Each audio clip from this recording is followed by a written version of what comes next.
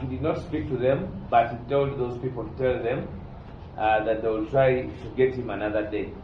For the last 4 months, the party has been receiving intelligence about Achileo, just like we receive intelligence about many of ourselves on the different criminalities that the state is orchestrating upon us.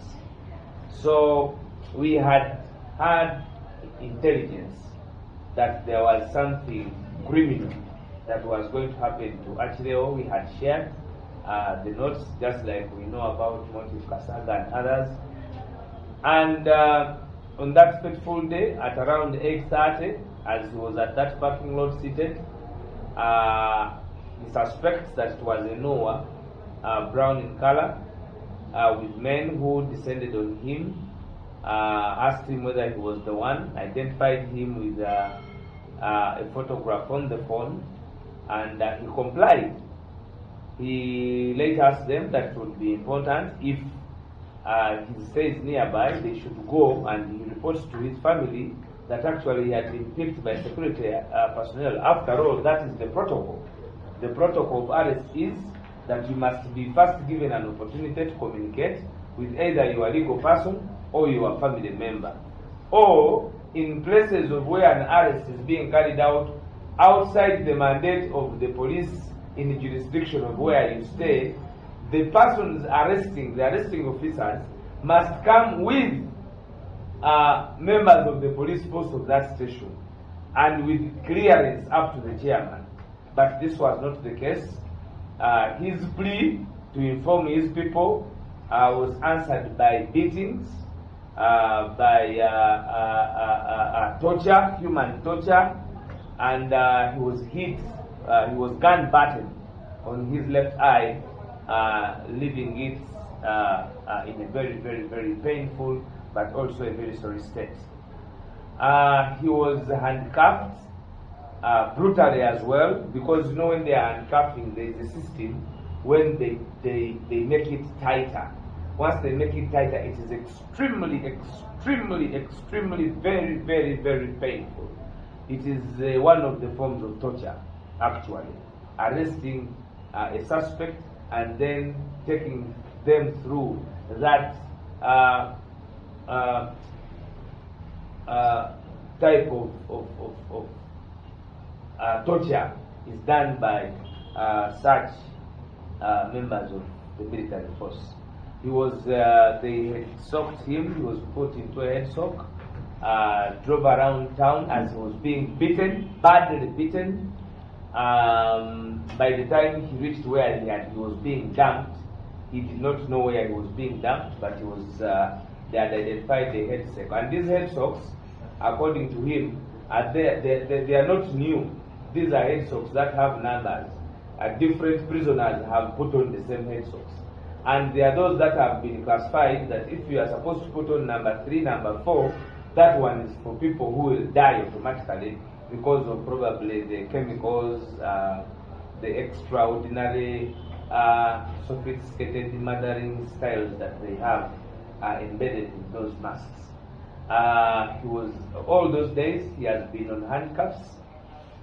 He has been putting on a head sock. They had put that head sock on his face. It is very, very, it is hot. It creates a lot of heat to the face. Remember, the eye was sick. He was subjected to no light, no vision of anybody for the 3 years, for the 3 days that he spent at the CMI.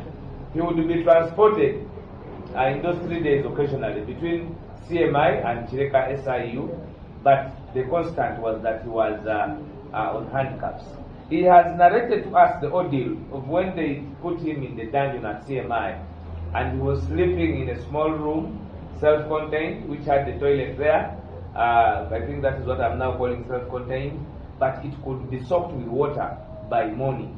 And it had a pole where he was handcuffed in a movie style and told to sleep. When he complained, they changed the style.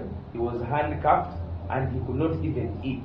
Now, sleeping when you're handcuffed is something he has asked all of us to try it out and know exactly what our comrades say.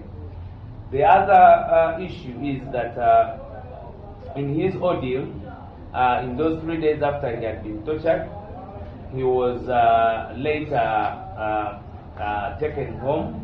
And when he was taken home, of course, you all remember the ordeal that they threw. One of the officers was seen by the neighbor, and now even on account of Achileo, with pips, military pips, and those are the very military pips that later were alleged to be owned by him. They also forced him to change his trouser into a military outfit, and by the time they were coming to do the search, the pain he was going through, the circumstances under which his life was at stake, the torture that his wife was put through when they were mounting the search, all gave them reason, him and the wife, to sign. After all, the world knew that whatever they were doing was an illegality, especially in the state. So in his judgment, he thought that to live another day of life, he would rather condescend with the ambiguity of whatever they had come up with, but then later he would be exonerated by reality and the truth, and of course by the push of the power of the people. He was taken to court, the court-martial, where he found a sigh of relief. For all those days, it was very hard for him to sleep. But after he was taken to the court-martial, he found sleep on headway to prison, on that lorry that takes prisoners. You can imagine when you can finally find sleep on a lorry as it is descending to another jail, but you are finding relief because you can see, you can communicate to people, you are not on handcuffs, among others. And then the story of him coming to court, being brought to the court-martial, later on getting bailed yesterday and being released. We want to thank our legal team. He thanks the legal team. He thanks the entire National Unity Platform family, members of the diaspora who have not gave up on him. A number of people in the country were putting on t-shirts inscribed with Achileo. We want to thank you. We want to thank our parents for their continued prayer. We want to thank his family for standing with us. I want to also note on that sometimes they push the families. If you do not have a formidable family, you will find them succumbing to the dictatorship. So we want to extend our heartfelt appreciation to the family of Comrade Achileo. This is not the first time he's being incarcerated. Achileo did not bury his father. That is why even the life of his other family members is important to him. He did not bury his father. I think he even lost an auntie a few days ago. He did not bury. And with our age, we are responsible people in our families. We must be available to many of these sad and happy occasions. He is very grateful to the media, and I want also, as the deputy spokesperson, to thank you, members of the media. We are very, very, very, very, very extremely humbled by your seriousness, by your continued support of our colleagues and all of us, especially when we get into the arms way with the dictatorship. Without you, members of the media, I can tell you our lives would definitely be at stake. It is not easy to report about these heinous crimes. It is, you know, the propaganda. The day they were arresting Achileo, people were saying, you know, we earn. Now, how do I earn from the arrest of my brother? The absurdity of those who connote the same is that they do not know us. They don't know how we relate with each other. We know our families. We know ourselves. We are a family. We are happy and sad together, and then an idiot wakes up in the morning, sometimes even on national TV, after probably eating or not eating food, and tells the world that those people are benefiting from their colleagues being under incarceration.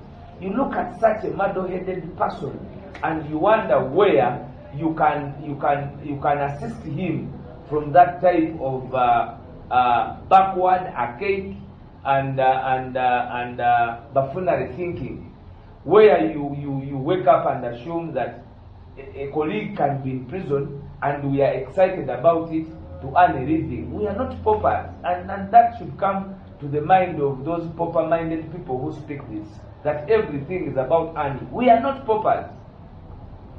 If we are paupers, we would not be in this revolution. In fact, the paupers have found their price.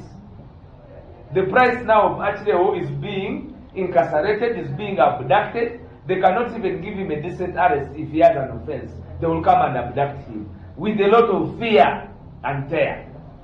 Now, when you get to those that want to shed that propaganda that we benefit from, our brothers, our colleagues, our friends, our comrades in the struggle to liberate us also, then you should leave those people to their mind thinking they have a challenge, and that challenge should not be a problem. I know that the facility in Dalika is not secure enough.